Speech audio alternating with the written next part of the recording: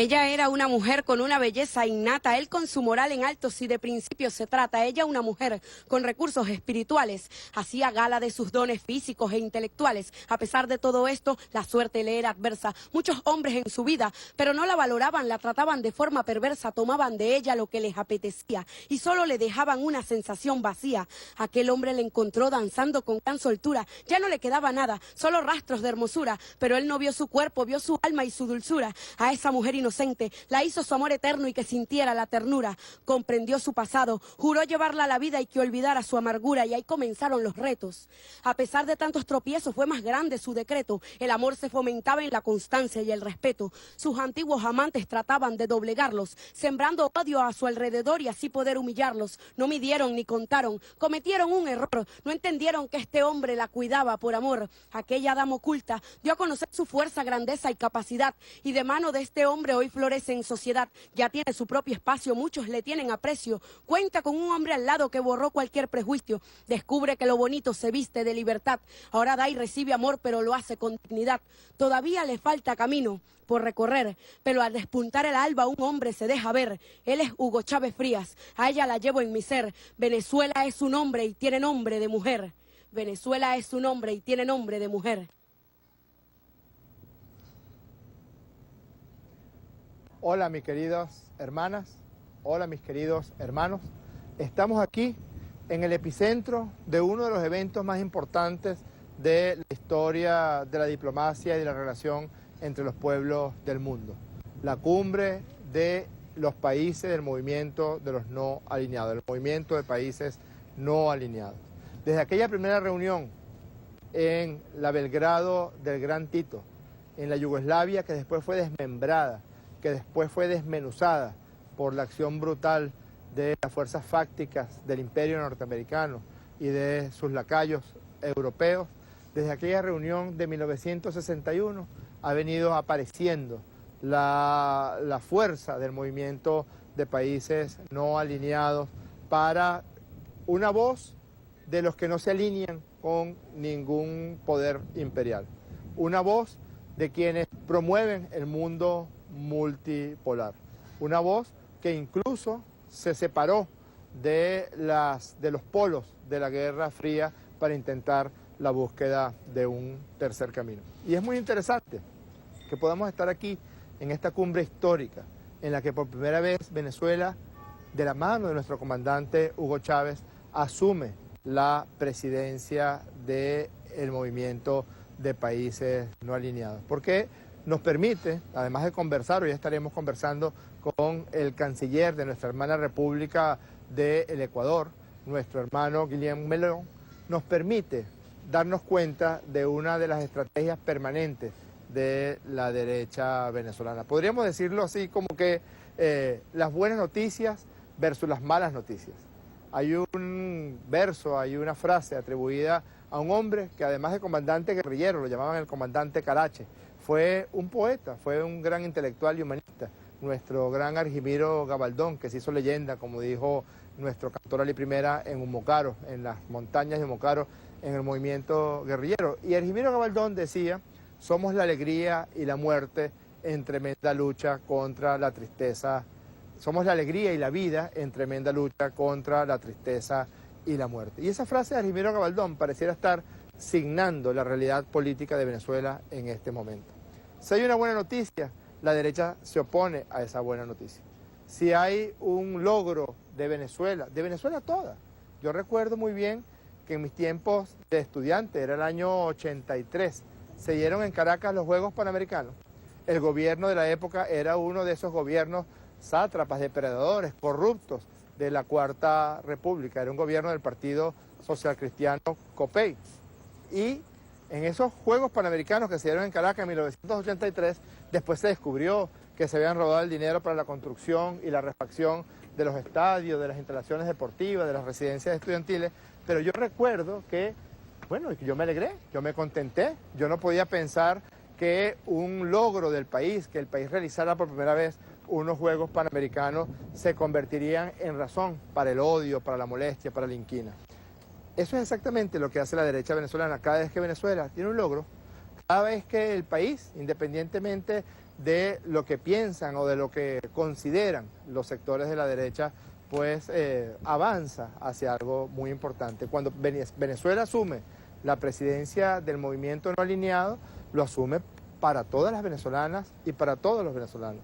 Cada vez que un atleta venezolano gana una medalla, pues uno ve los espumarajos de odio que salen de algunos voceros de la derecha venezolana. Cada vez que un atleta paralímpico, yo he visto incluso tweets insultando a nuestros atletas paralímpicos por haber cometido el delito de haber ganado una medalla para Venezuela, haber ganado un diploma olímpico.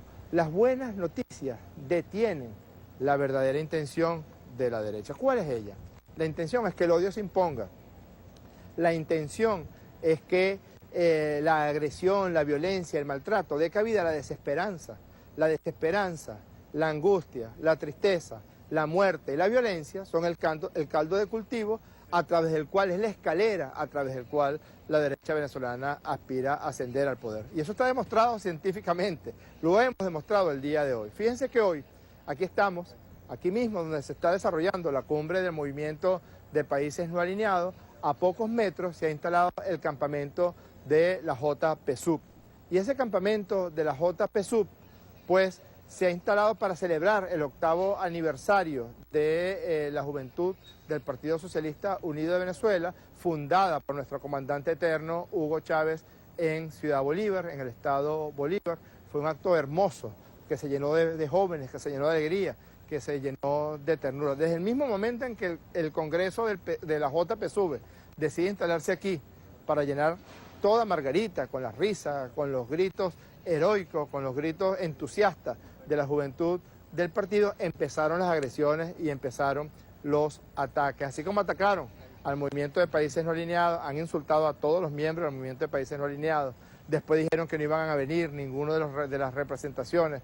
Después se empezaron a dar las llamadas de presión para impedir que la cumbre se realizara. Después tuvieron planes violentos para sabotear la cumbre. También empezaron a insultar a las jóvenes y a los jóvenes que participaron. Ya vamos a ver la prueba fehaciente, la prueba científica de que la herramienta principal de la derecha venezolana es el odio, de que la herramienta principal de la derecha venezolana es sembrar la desesperanza. Uno se preguntaría, ¿cómo va a ser en el supuesto negado, como dice el presidente Maduro, en el supuesto transmutado? ¿Cómo va a ser Henry Ramos Arup, que ha insultado a la Fuerza Armada Nacional Bolivariana, en el supuesto negado de que ese dinosaurio llegue a ser presidente de Venezuela, para reclamar algún tipo de autoridad a estos dignos funcionarios de nuestra Fuerza Armada Nacional Bolivariana, que además ahorita tiene otro signo, que ahora tiene otro espíritu, el espíritu de Bolívar, que trasciende los tiempos y está en cada corazón, en cada pecho de nuestros efectivos de la Fuerza Armada Nacional Bolivariana? ¿Cómo va a ser Capriles, que insulta a las mujeres? ¿Cómo va a ser Leopoldo López, Capriles, Henry Ramos Arup, María Corina Machado, cuando insultan a los jóvenes, a las mujeres, a los poderes públicos, a la Constitución de la República Bolivariana de Venezuela? A pesar de que algunos dividendos han recibido con la siembra de odio, es completamente inviable ese proyecto político, porque es un proyecto político que se monta sobre la agresión a otros seres humanos. Vamos a ver lo que nuestro comandante Chávez dijera de forma visionaria sobre este movimiento de países no alineados, y después vamos a mostrar la prueba científica de que cualquier demostración de alegría, la única respuesta que tiene por parte de la derecha es el odio. Vamos con el comandante Chávez.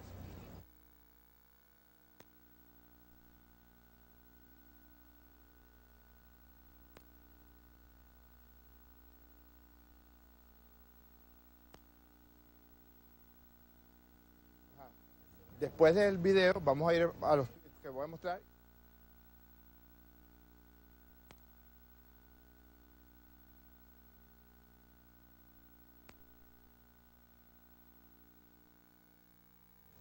Ese fue el comandante eterno Hugo Chávez, siempre el faro, mostrando la luz. Fíjense qué importante que Chávez decía ahí que era un nuevo mundo que estaban haciendo. Y en efecto, los movimientos progresistas, los movimientos sociales, de derecho y de justicia, que surgieron, sobre todo en nuestro continente americano, a finales de la década del 90, generaron que el siglo XXI empezó más temprano para países como Venezuela, como Argentina, como Ecuador, como Bolivia, como Nicaragua. Después de la larga noche neoliberal de la década del 80 y de la década del 90, esos vientos generaron la tempestad libertaria de los pueblos. Y ahora, cuando la agresión imperial contra nuestros pueblos arrecia, cuando dan un golpe de Estado para derrocar a la presidenta legal, constitucional de la República Federativa de Brasil, cuando intentan meter presos a Cristina Kirchner y a todo lo que significa el kirchnerismo y el peronismo, cuando se vulneran, se cercenan todos los logros sociales de nuestra hermana Argentina. Ahora cuando agreden a nuestra hermana República del Ecuador o a Bolivia. Ahora cuando un presidente narcotraficante, como es el caso del presidente de Paraguay, se permite agredir y obstaculizar la acción de Venezuela en Mercosur, es muy importante escuchar la palabra de nuestro comandante Chávez.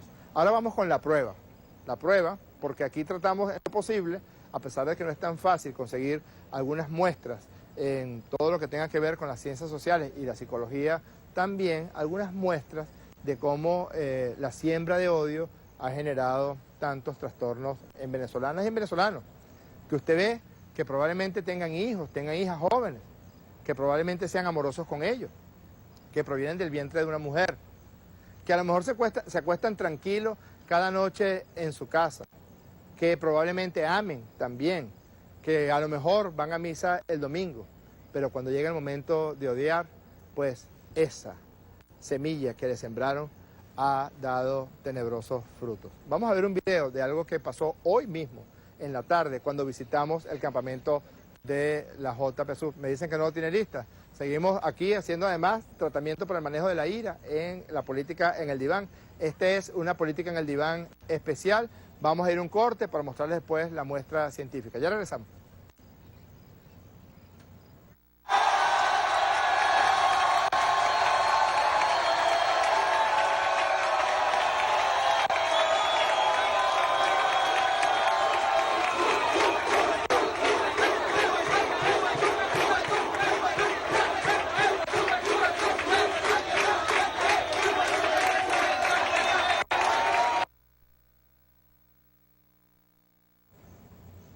Bueno, ustedes saben que el equipo de producción de la política en el diván permanentemente me pone a prueba a mí, a ver si yo logro manejar las situaciones de ira, las situaciones de estrés, las situaciones de angustia. Hasta ahora no he tenido ningún tipo de derrumbamiento psicológico o derrumbamiento por estrés, como se ha ocurrido con Capriles Radón, que ahorita lo vamos a mostrar. Ya vamos a mostrar una cosita de Capriles.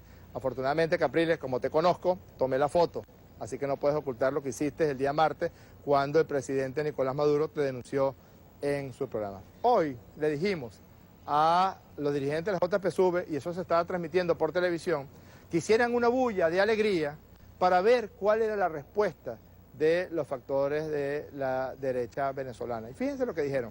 Inmediatamente después de ese video que yo guindé en mi cuenta Twitter, triste ver a una juventud que no tiene un poco de intelecto para ver cómo los están utilizando. Los chavistas, por ser chavistas, somos brutos.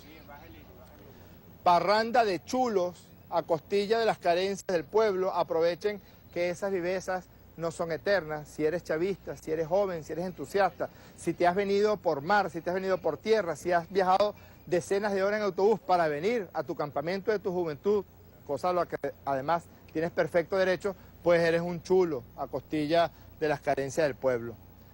Así que se jala bola, así, ignorantes, mediocres, están pasando hambre y siguen arrastrados. Además, es una característica de estos sectores del odio a la derecha. Siempre nos llaman brutos. Y muchos de ellos no han leído un libro en su vida. Nos llaman muchas veces brutos con errores ortográficos. Ya yo me cansé de hacerlo, de decirle, mire, está bien, insúlteme. Pero hayan no es con doble L. Me llegué a cansar de hacerlo porque permanentemente se notaba además un nivel tal de idiocia que uno dice, y nos llaman brutos por el hecho de ser chavistas, negros, macacos, brutos, etcétera, etcétera. Siguiente. Un amigo anda en el campamento ese de la juventud del PSUV, qué asco, jaja, qué asco. Otros seres humanos que piensan de una manera generan asco en este ser humano. Que se mueran esos malditos hijos de puta chavista. Esto fue en tiempo real, esto ocurrió hoy a las 2:40 de la tarde en el campamento de la JPSUB. Nadie estaba insultando a nadie, estaban los jóvenes expresando su entusiasmo y esta es la respuesta que tiene por parte de la derecha venezolana.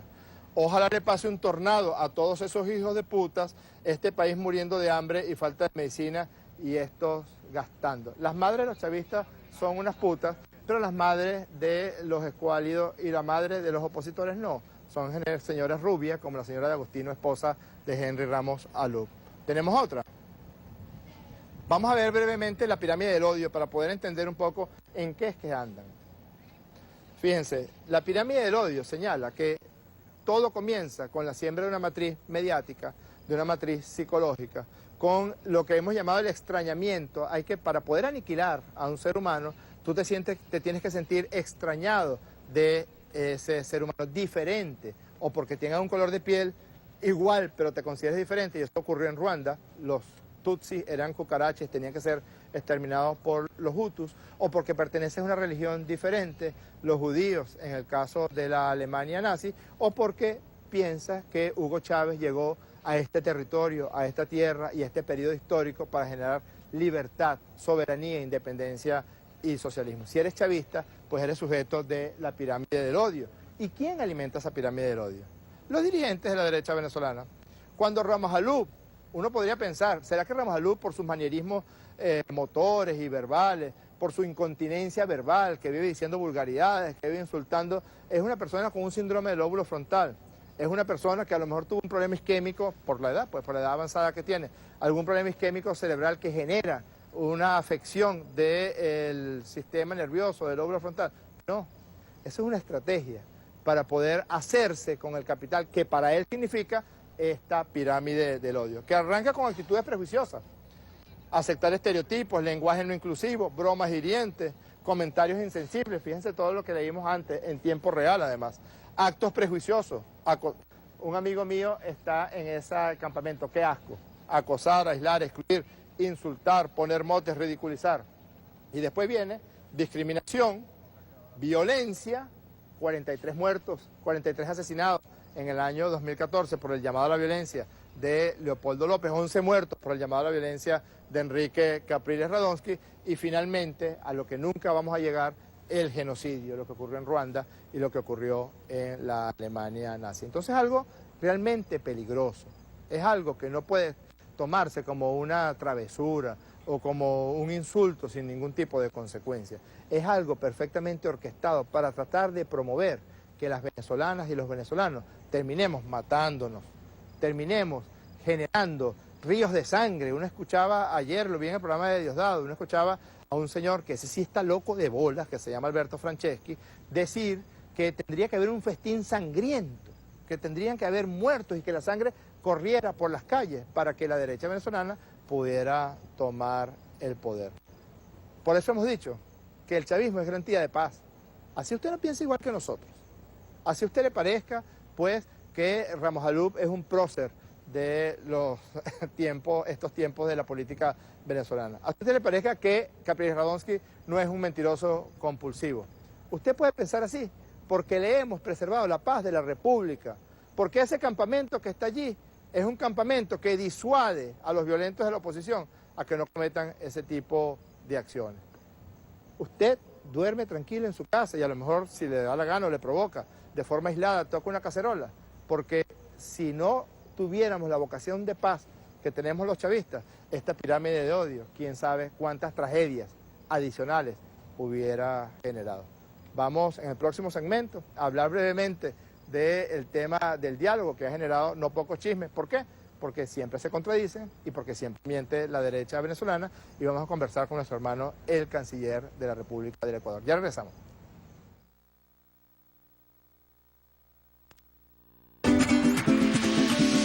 Ya vuelve la política en el diván. Continúa la política en el diván.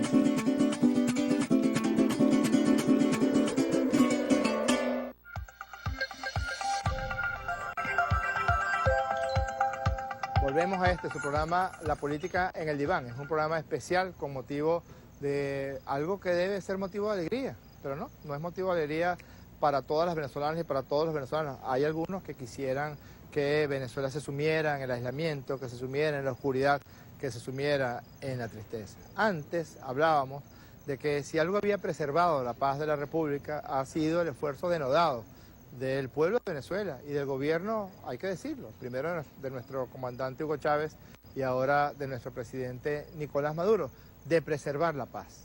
Sería muy mezquino no reconocerle al presidente Nicolás cuántas veces ha convocado a iniciativas de diálogo. En el 2013, en el 2014, en el 2015 y ahora, en el año 2016, inmediatamente después del resultado electoral de las elecciones parlamentarias de diciembre del año pasado, pues esta gente se envalentonó y dijeron que era el momento del asalto a la colina, que era el momento del derrocamiento violento o del modo que fuera del gobierno del presidente Nicolás Maduro. Hasta se dieron unos lapsos, se dieron 3 meses, 4 meses, 5 meses para derrocar el gobierno. Luego Capriles Radonsky, desesperado porque estaba siendo desplazado en el favor del voto opositor por Henry Ramos Alup y Leopoldo López, sacó de la chistera el asunto del referendo revocatorio y en el camino perpetraron el más grande fraude electoral que haya conocido la historia de Venezuela. 10.000 muertos firmando, 9.000 cédulas inexistentes, 3.000 menores de edad firmando y 1.300 imputados por delitos graves, sentenciados por delitos graves aparecen en eso que quedará para la historia como el más grave fraude cometido en la historia de Venezuela, en la historia electoral de Venezuela. El presidente Maduro dice, déjense de locuras, no van a poder derrocar el gobierno constitucional, vamos a iniciar un proceso de diálogo. Solicita el acompañamiento de la Secretaría General de UNASUR, solicita el acompañamiento de 3 expresidentes que de forma denodada han venido participando en este esfuerzo para el diálogo, el presidente Rodríguez Zapatero, el presidente Martín Torrijos y el presidente Leonel Fernández. Se inician los procesos, se da una primera reunión y aquí vamos a decir las cosas como realmente ocurrieron y si alguien me desmiente por Twitter, tengo las pruebas, ojalá alguien me desmintiera. Por ejemplo, el diputado Lambiscón que si sigue diciendo y agrediendo y atacando la cumbre del movimiento alineado, yo voy a mostrar lo que él decía, hasta jalándole mecate a los chavistas en esas reuniones que se dieron en el marco de esta estrategia de diálogo. Se dieron los primeros acercamientos en el mes de mayo de este año en República Dominicana. Ya estábamos de acuerdo con una agenda, ya nos íbamos a sentar, pero Carlos Vecchio le comentó a Miguel Enrique Otero, el dueño de esa tristeza que se llama el diario El Nacional, y Miguel Enrique Otero coló la especie en las redes sociales para que estos sectores alimentados por el odio se fueran en contra del diálogo. Los dirigentes de la derecha salieron espantados y después se dio un largo proceso de encuentros y reuniones. Cuando Ramos Alup dice que no se ha reunido nunca con Rodríguez Zapatero, lo tengo que desmentir. Se ha reunido varias decenas de veces con Rodríguez Zapatero, con Martín Torrijos, con Leonel Fernández. No me haga decir, diputado Ramos Alup, hasta qué fue lo que comieron en la última reunión que sostuvieron, porque realmente se habían dado encuentros entre los sectores de la derecha, mucho más encuentros con la derecha que con nosotros, porque con la derecha hay que reunirse con cada uno de los 4 partidos que hacen vida allí. Luego, ellos nos solicitaron que esos encuentros se mantuvieran de forma secreta, nosotros por supuesto lo aceptamos, nosotros planteamos la agenda que ya el presidente Nicolás Maduro había presentado al país relacionado con nuestra economía y lograr derrotar la guerra económica, relacionado con el fortalecimiento institucional y el respeto entre los poderes públicos, la democracia, la paz y la justicia. Es muy curioso porque en el mes de mayo estos sectores de la derecha dijeron que ellos no iban a negociar, que ellos no iban a discutir en esa mesa de diálogo el referendo revocatorio. Y nosotros dijimos, está bien, si tú quieres yo quiero, si tú no quieres yo no quiero. Dijimos, bueno, está bien, nosotros tampoco vamos a discutir el referendo revocatorio. Pero después, el jueves y viernes 9 y 10 de septiembre, se dieron las primeras reuniones que ellos pidieron que fueran secretas. y ellos quisieron hablar del referendo revocatorio. Y nosotros les dijimos, ¿a ustedes quieren hablar del referendo revocatorio? Y les mostramos las pruebas de los muertos, pruebas, cómo hicieron para sacar de los registros electorales de años anteriores todos los fallecidos, de las cédulas inexistentes. Eso fue lo que mostramos. Resulta que el lunes, este lunes que acaba de pasar, el señor Ramos Alú dice que se están dando esas reuniones. El señor Enrique Márquez, vicepresidente de la Asamblea Nacional, dice que se están dando esas reuniones. En consecuencia, el martes yo acudo al Consejo Nacional Electoral para preguntar cómo está el estado de las denuncias que pusimos de ese fraude gigantesco que mata al nacer el llamado referendo revocatorio, y digo, sí, se han dado unas reuniones. Miren, Capriles, esto es un teléfono, este es mi teléfono. Yo participé con el presidente Nicolás Maduro en su programa del pasado día martes. Y en ese programa del presidente Nicolás Maduro dijimos que la oposición estaba tan desesperada y estaba tan perdida que a las 6 de la tarde la MUD dice que sí, en efecto, emite un comunicado donde dice que sí, que en efecto se habían realizado esas reuniones de diálogo, es decir, que nosotros estábamos diciendo la verdad. Y miren, ponme la otra, ponme el Capriles a las 7:42 de la tarde, ya había empezado el programa del presidente Maduro, dice, comillas, ¿cómo puede hacerse la gente eco de una persona como Jorge Rodríguez, o sea, yo, el mentiroso? En ese momento, Capriles, como tenía problemas de transmisión en su programa por Periscope, no se había enterado que 2 horas antes la MUD había emitido un comunicado reconociendo que esas reuniones de diálogo se habían dado.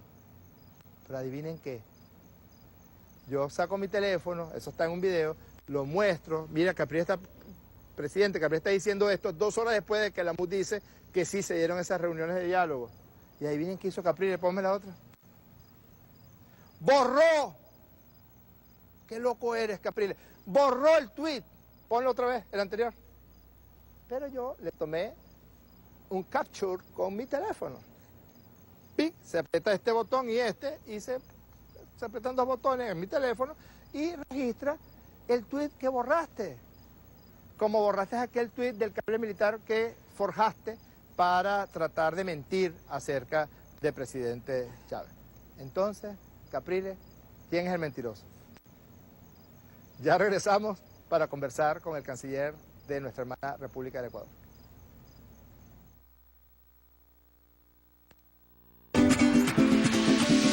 Ya vuelve la política en el diván. Continúa la política en el diván.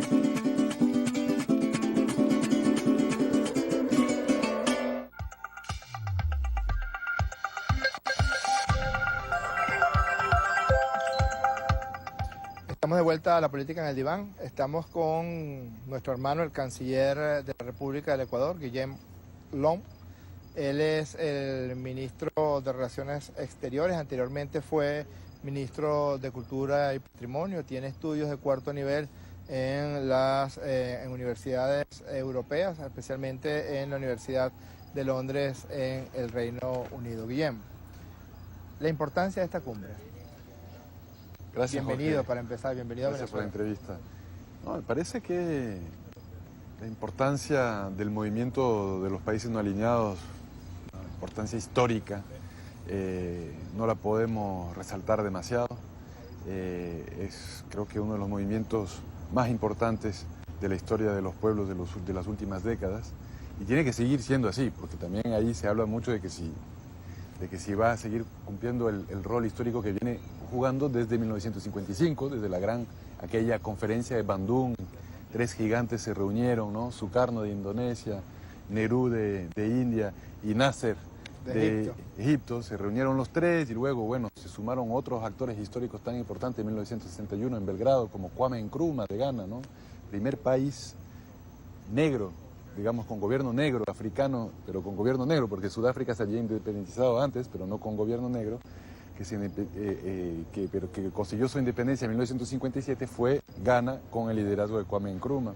Y bueno, el propio Tito, ahí sí no alineado más bien en el bloque socialista, con algunos roces con la Unión Soviética en aquel entonces, se reúnen y hacen ese gran movimiento del sur global, el gran movimiento de los países que salían recién del colonialismo y que luego decidieron pues no pasar de una situación colonial a una situación imperial y más que un resistirse, movimiento no alineado, fue un movimiento del sur, lo que después se convirtió en conferencia sur-sur, en encuentros entre África y América. ¿Tú podrías decir que fue el gran encuentro del sur desde el comienzo? Yo sí creo que fue el gran 61. encuentro del sur. Escuchábamos hoy unos discursos de Fidel cuando él le tocó asumir la presidencia. El 81, creo yo. Sí, así es. Se hablaba mucho en aquel entonces del tercer mundo, el tercer mundismo incluso se decía. Hoy hablamos de la reivindicación del sur global. Yo creo que es la misma cosa y yo creo que los motivos por los cuales nació el movimiento de los no alineados, que era imperialismo de ninguna parte, vamos a aceptar, siguen vigentes el día de hoy, porque finalmente se puede decir que triunfó de alguna manera los Estados Unidos en la Guerra Fría, y triunfó no de forma humilde ni salomónica, sino imponiendo una forma aún más extremista, aún más fundamentalista del capitalismo que venía practicando, que es el neoliberalismo. Entonces yo sí creo que el movimiento de los no alineados hoy es más vigente que nunca, porque si no estábamos alineados con ninguno de los dos, pues no estamos alineados con lo que nos está sucediendo ahora, no estamos alineados con el imperialismo, no estamos alineados con el neoliberalismo, no estamos alineados con la injusticia. Entonces, simplemente para medirla un poco la vuelta, pero para contestar tu pregunta inicial, yo creo que esta cumbre es histórica, creo que el movimiento de los no alineados está llamado a jugar un rol fundamental en cuestionar las reglas del juego, en cuestionar los aspectos más injustos de la gobernanza internacional y en llamar a tener, digamos, una situación mucho más igualitaria entre los países, una mayor democracia global, ¿no? Fíjate, yo pienso que esa larga noche neoliberal que vivieron los pueblos, sobre todo los pueblos de América que sufrieron, se contarían por millones la cantidad de latinoamericanos que fueron arrojados a la pobreza con las políticas neoliberales que arrancaron en Chile, con la dictadura de Pinochet, que impuso sangre, fuego, asesinatos y desaparecidos, los postulados de los llamados Chicago Boys, que promovían el mercado sin ningún tipo de controles, etcétera, etcétera. Pero todos los países de América sufrimos pues las consecuencias de políticas neoliberales. Aquí la imposición también a sangre y fuego, porque poco después de que se impusieron políticas económicas neoliberales, inmediatamente hubo una respuesta popular que fue el Caracazo, que generó más de 4.000 asesinatos en ese momento y que también generó la respuesta de los pueblos, porque una especie de consterización de estos movimientos progresistas, Chávez aquí en Venezuela, Correa en Ecuador, Lula en Brasil, que bueno, que creo que fueron la consecuencia directa del intento desde todo punto de vista, la desaparición de las fronteras nacionales. Había gente comprando las fronteras con Argentina para aprovecharse de los recursos hídricos que esa frontera tiene. La industria petrolera dejó de ser una industria nacional. Aquí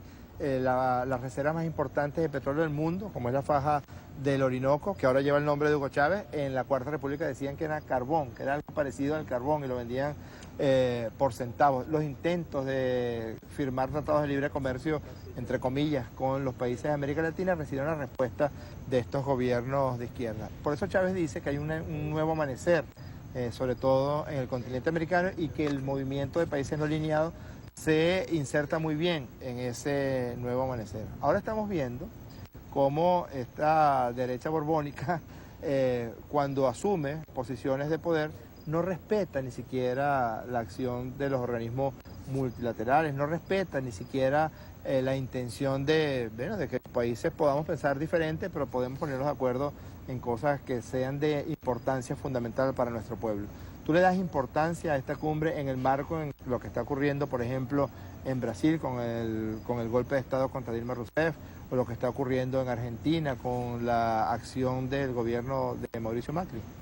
Yo le doy mucha importancia. Primero quisiera decir que lo que sucedió en América Latina a través de la larga y triste noche neoliberal, también la llamamos así en Ecuador, afectó muchísimo al Ecuador también.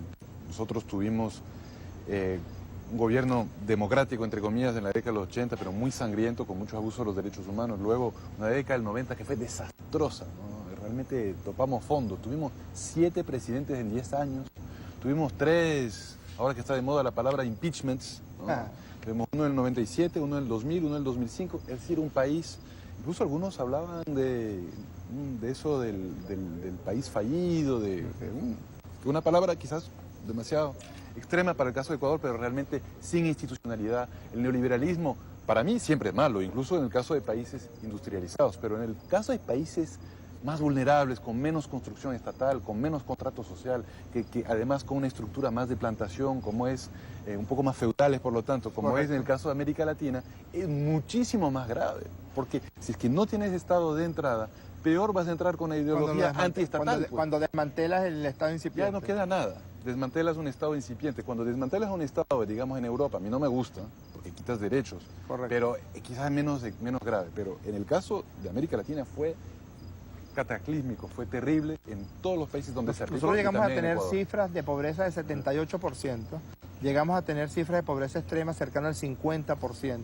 la mortalidad infantil se disparó hasta el 28 por mil al final, sobre todo al final de la década del 90, fue una cosa espantosa. Algo parecido en Ecuador, fíjate que yo creo que uno de los grandes logros de nuestros proyectos políticos progresistas fue la reducción de pobreza, reducción de desigualdad. Nosotros en Ecuador hemos avanzado muchísimo en ese sentido. Ahora, es cierto que hay una arremetida muy fuerte en la región, no lo vamos a negar, y creo que todavía seguimos luchando muchos gobiernos que con absoluta legitimidad, y seguimos avanzando y nos va a ir bien, pero hay otros gobiernos progresistas que ya no están en el poder o ha ganado la derecha. Cuando ha ganado a través de las urnas, nosotros reconocemos la práctica democrática. Nosotros Cuando también. Gana a través de un golpe de Estado, aunque sea solapado, parlamentario, amañado, pseudo constitucionalista, porque nosotros creemos que no tiene asidero constitucionalista el golpe en Brasil, pues obviamente lo denunciamos. Ahora, tampoco creo que se trata de un fin de ciclo, que ya se acabó este momento de auge de la izquierda en América Latina. Ya lo dijo Latina. Fukuyama en los 90 y le fue muy mal con el fin de la historia, ¿no? Sí. Yo no creo eso, porque incluso cuando se pierde con... Mira, yo vengo de la izquierda del 3%. Yo también. ¿Ya? Entonces, si pierdes con el 49 o con el 48, esto es una cosa muy diferente. Es la primera fuerza, vas a volver probablemente a ejercer el poder, significa además que en términos de gobernabilidad a la derecha le toca más difícil. Sí, yo creo que hay algunas variables. Entonces, no obstante, sí creo que estamos enfrentando un momento muy difícil, que tenemos que ser más estratégicos que nunca, tenemos que ser más unidos que nunca dar además asidero ya concreto a las políticas de integración, y creo que esta cumbre también ayuda muchísimo para, darnos cuenta que incluso a pesar de nuestras diferencias que existen en el sur global, porque hay muchísimas diferencias, hay grandes causas de los pueblos no alineados, los pueblos del sur, de los pueblos del tercer mundo, como decía Fidel, que podemos empujar y que pueden significar grandes transformaciones en el siglo XXI. ¿Cuáles son los retos de esta cumbre? Bueno, siempre los retos es ponernos de acuerdo 120 países, a los que no les gustan la diplomacia. Fue una muy nutrida representación en esta cumbre. Muy nutrida, muy nutrida. Yo estoy impresionado con el nivel de las delegaciones. Un diputado de la derecha dijo que venían nada más 11 países a la cumbre. Bueno, yo conté más de 115 carteles y creo que me faltaron 5 porque son 120 por ahí, pero muchos cancilleres, un gran nivel. Mañana llegarán los primeros jefes de Estado, viene el presidente Correa, nosotros estamos muy contentos que venga el presidente Correa. Un éxito, pero obviamente el multilateralismo, para quienes no no es para los impacientes, ¿no? Estas cosas se construyen paso a paso, a veces los temas toman décadas. Nosotros tenemos grandes causas en Ecuador. Una de las causas nuestras ahora de la política exterior es poner fin a los paraísos fiscales que afectan esa evasión tributaria, afecta tanto, en el caso de Ecuador es una tercera parte de nuestra economía que está escondida en paraísos, capital escondido, literalmente, ¿no? Capital sin rostro, sin nombre, en paraísos fiscales sin pagar impuestos. Bueno, evidentemente eso hay que concertarlos en el contexto de 120 países con diferentes tipos de políticas fiscales, ¿no? Entonces, ese tipo de cosas, bueno, es el ejercicio de la diplomacia. Pero en general, yo siento, realmente me he sorprendido, porque uno va a cumbres a veces diciendo, bueno, a veces hay retórica, pero no siempre.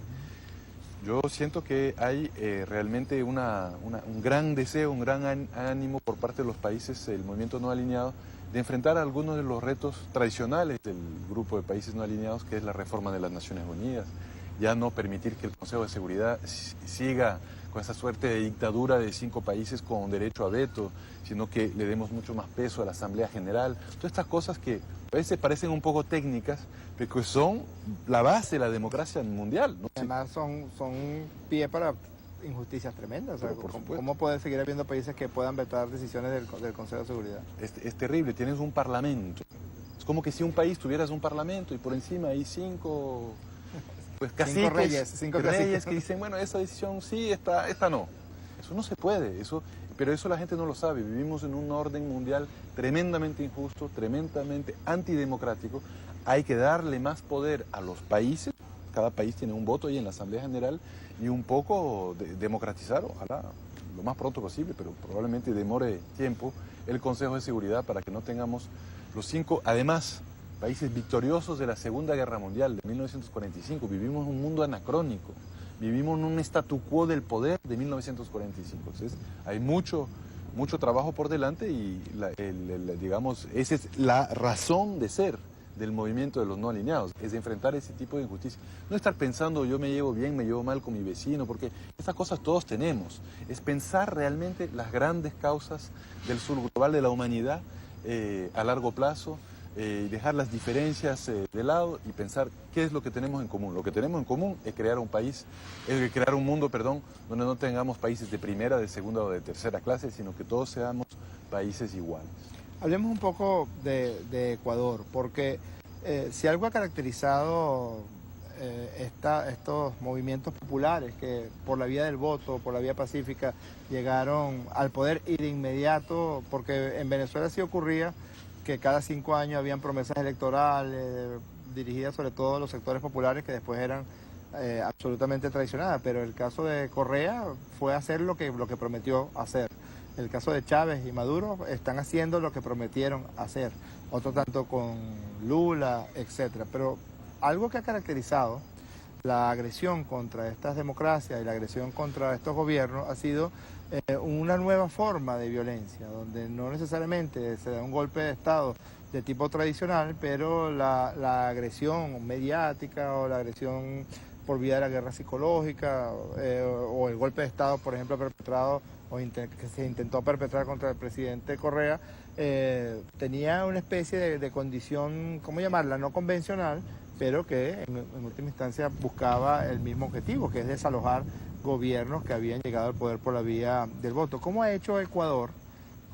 Porque Ecuador tiene una fracción de derecha que se caracteriza por el control, por ejemplo, de las grandes corporaciones mediáticas, el control de las televisoras, de los medios radioeléctricos, la siembra de matrices que por lo general son mentiras a través de las redes sociales. ¿Cómo han hecho ustedes? Bueno, es complejo, ¿no? Ustedes lo saben mejor que nadie.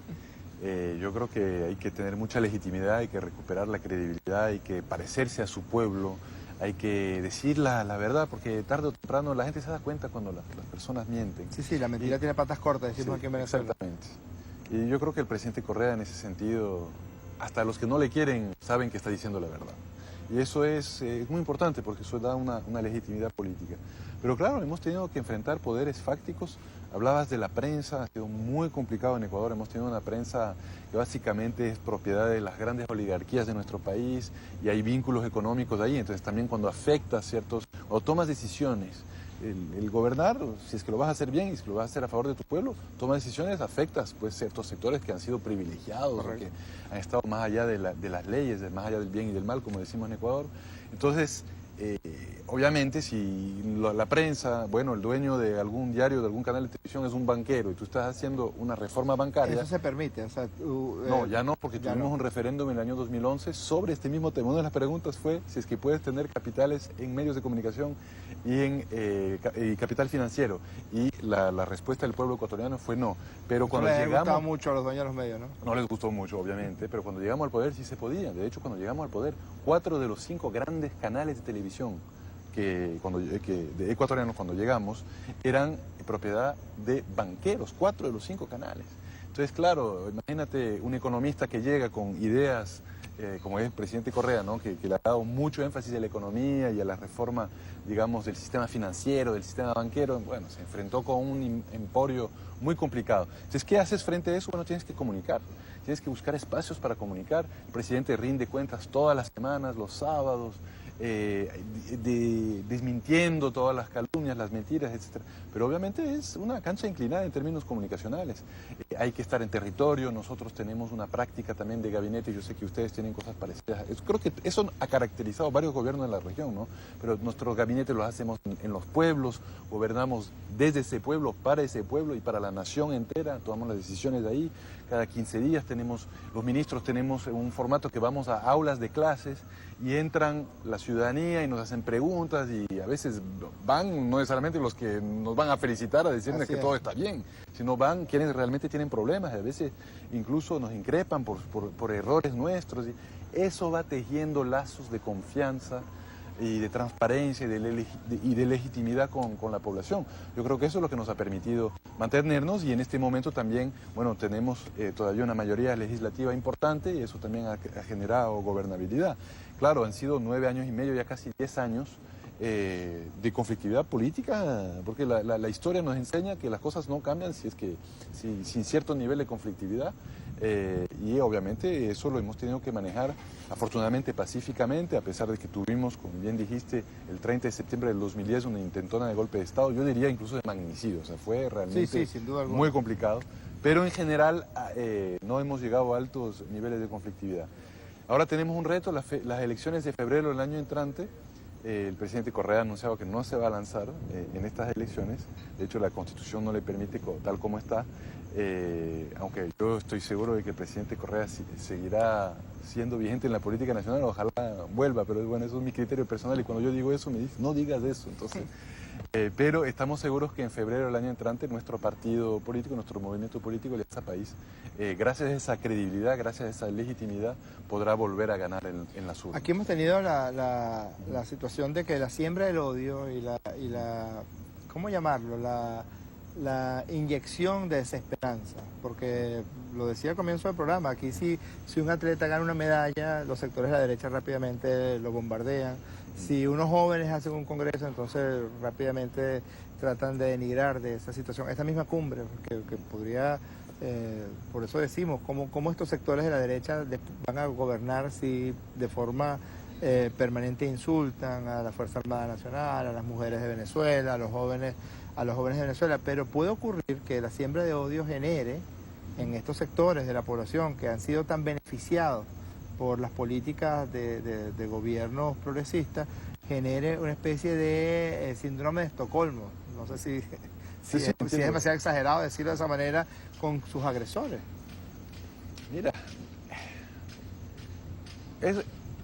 ciertamente no hay que descuidarse. Yo creo que no es solamente reducir pobreza, no es solamente reducir desigualdad, no es solamente hacer obra social, hay que acompañar al proceso de forma política permanente.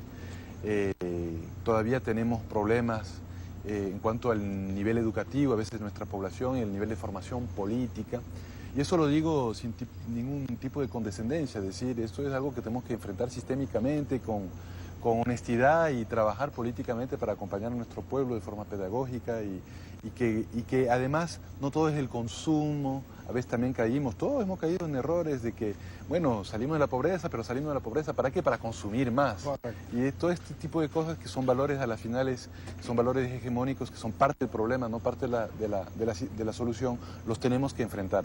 Eso no es fácil porque tienes que gobernar, tienes que hacer gestión y administración pública, tienes que defenderte de los embates, de los ataques de la prensa y al mismo tiempo tienes que activar los mecanismos del partido, del movimiento, acompañar a la gente, estar siempre pendiente de cambiar la estética, cambiar la ética, cambiar la estética de un país para que los valores no sean para el orgullo propio, para valorar lo de uno, para no estar siempre pensando en el sueño de Miami o el sueño del capitalismo mercantilista, del consumo, etcétera, etcétera. Entonces son retos mayores. En 9 años y medio no se cambia eso. Uno de los retos que nos planteamos desde el primer momento perdón, fue diversificar nuestra matriz productiva, alejarnos también de las materias primas, no depender demasiado de nuestro petróleo, de nuestras plantaciones, de nuestras pesquerías, que son los tres grandes rubros, ¿no? Petróleo, banano, algo de agricultura tropical y pesca, y diversificar nuestra economía, industrializarnos, llegar a la economía del conocimiento. Bueno, 9 años no hemos podido todavía dar toda esa transición. Yo creo que hemos sentado las bases a través de una buena educación, a través de una serie de herramientas que nos van a poder transformarnos. Y si transformas la economía, bueno, transformas la sociedad, y si transformas la sociedad también los valores hegemónicos que se transmiten, bueno, se democratiza la sociedad. Entonces, esa es la labor en la que estamos empeñados, pero ciertamente no es algo que se logra de la noche a la mañana, ¿no? Es algo que se construye con el pueblo y toma décadas. Bueno, hermano, quisiéramos y pudiéramos estar horas y horas hablando, pero sabemos que tuviste una larguísima jornada el día de hoy, que mañana la cosa se plantea dura y realmente te agradecemos que hayas dispuesto de este tiempo para conversar con nosotros. Un gran abrazo, toda la suerte del mundo y dígale al presidente Correa y a los ecuatorianos que en cada venezolano y venezolana de bien tiene un hermano. Muchas gracias Jorge. Cuídense mucho, Jorge. Gracias. Nos despedimos de esta edición especial de La Política en el Diván, desde la bella isla de Margarita, la isla que ha sido más cantada por nuestros cantores populares, esa canción que alguna vez escribiera Simón Díaz y que se lo regaló de aniversario a su esposa, Luna de Margarita. Hoy tenemos una hermosísima luna llena que ilumina y cuida esta cumbre del movimiento de países no alineados. Nos vemos el próximo jueves aquí, donde trataremos de desentrañar y reflexionar acerca de los desmanes que ocurren en la azotea de algunos líderes opositores. Nos vemos el jueves. Chao.